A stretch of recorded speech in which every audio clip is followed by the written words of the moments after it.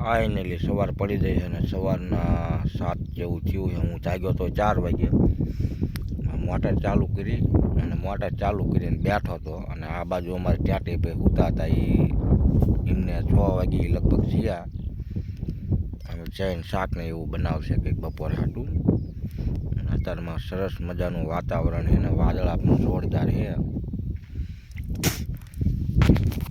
મિત્રો આવું લોકેશન છે કચ્છનું, તમે જોઈ લો શું સરસ મજાનું લોકેશન છે ને આ બાજુ આપણે સારો ફિટ કર્યો છે.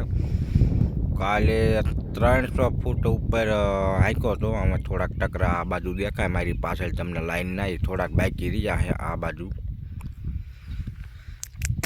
તો 40-45 જેવા ફૂટ જેવો હાંકી અને પછી અમારે દાર પૂરો કરવાનો છે. ટૂંકમાં દાર 370-80 ફૂટ જેવો થઈ જાય એટલે આજ બપોર 10 વાગે શેઠ આવે એટલે દાર કાઢી લેવાનો, પછી બીજો મેકવાનો છે. તો ચાલો અમે રૂમે જઈને ચા પાણી પી લેવી અને મસ્ત મજાના પછી પાછા કામે વી આવી.